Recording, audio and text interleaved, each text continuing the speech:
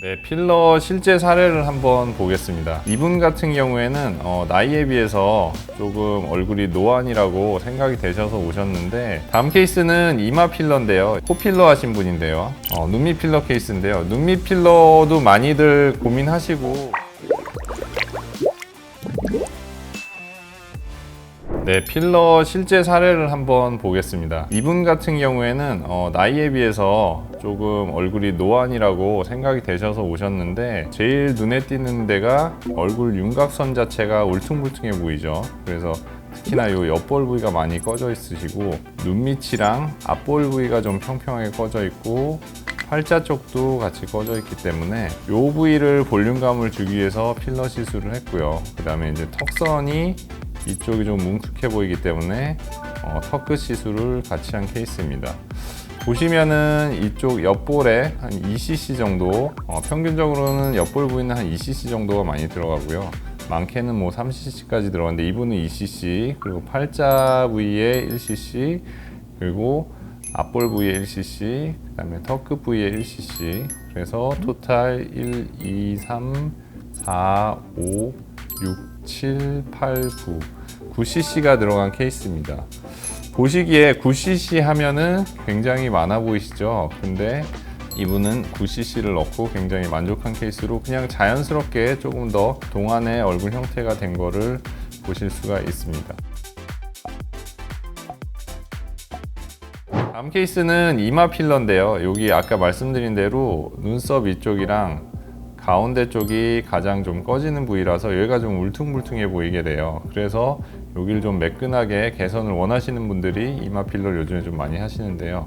이쪽 1cc, 그 다음에 이쪽 1cc, 그리고 눈썹이 반대쪽 1cc에서 이분은 총 3cc가 들어갔어요. 왜냐면은 처음에 상담하거나 했을 때 추천드리는 거는 가운데 쪽이 좀 많이 넓게 이렇게 패여 있으셔서 4cc 이상을 말씀을 드렸는데, 필러를 처음 하시는 분이다 보니까 걱정이 많으셔서 조금만 넣어보고 다시 하고 싶다고 말씀을 하셔서 일단 3cc를 넣은 상태고요. 3cc를 넣었더니 요 미간 쪽이랑 가운데 부위가 조금 아쉬운 게 보이는 것 같아요. 그래서 이분은 리터치를 하러 오셔서 결국에는 1cc를 더 넣으신 케이스입니다. 이거는 리터치 후 사진이 지금 준비가 안 돼서 이 사진을 보여드렸는데, 이런 느낌으로 이마 필러가 완성이 된다는 것을 생각해 보실 수가 있습니다. 총 3cc가 들어갔는데도 이렇게 과하다는 느낌이 많이 안 들고, 요 울퉁불퉁한 윤곽선이나 라인 자체가 조금 더 이렇게 부드러워지는 것을 보실 수 있습니다.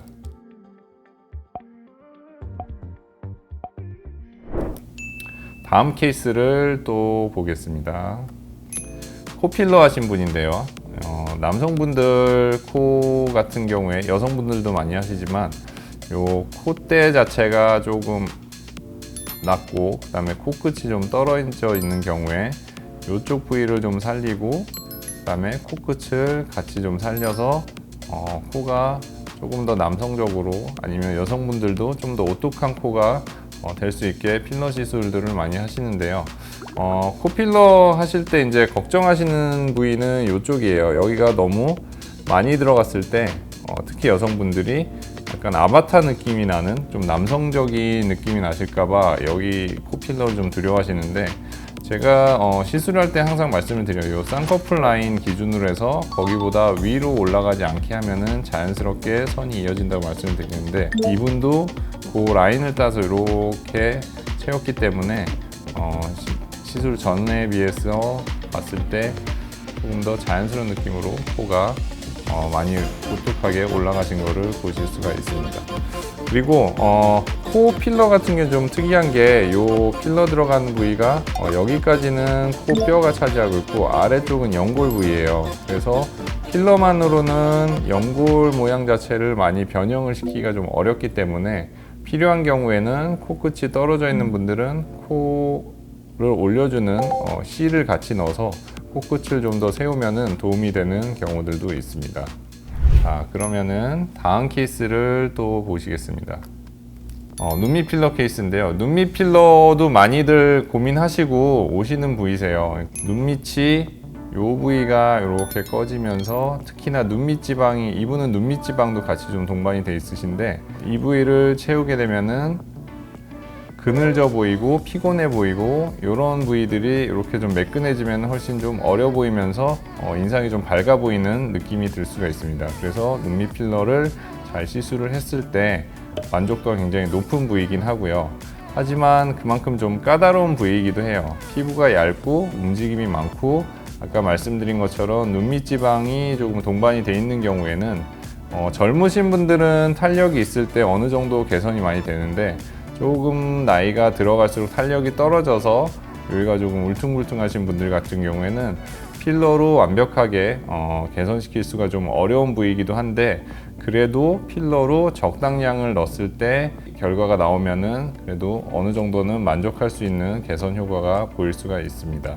네, 그래서 좀 탄력이 떨어져 있는 분들 같은 경우에는 필러만으로는 개선 효과가 크지 않을 수가 있어서 이분 같은 경우에는 이쪽이 좀 탄력이 떨어져 있으셔서 아이올세라를 같이 좀 해드려서 탄력을 좀 개선을 시킨 다음에 필러를 해서 좀 만족스러워 하시고 계신 상태입니다.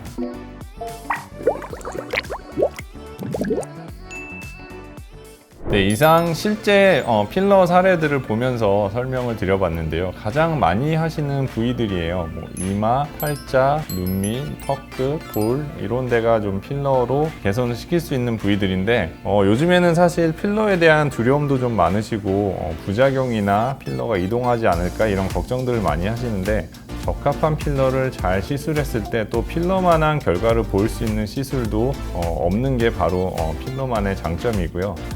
여러분들이 고민이 되실 때는 일단은 충분한 상담을 하신 후에 고민을 해결을 하시는 게 좋다고 생각이 돼서 필러에 대해서 이런저런 얘기들을 해봤습니다. 필러에 대해서 고민하시거나 아니면은 나도 한번 필러 해보고 싶은데 두려움이 있으신 분들은 언제든지 오셔서 먼저 상담 받아보시면은 과연 본인 얼굴에 적합한지 제가 설명을 잘 드릴 수 있으니까 걱정하지 마시고 오시길 바라고요.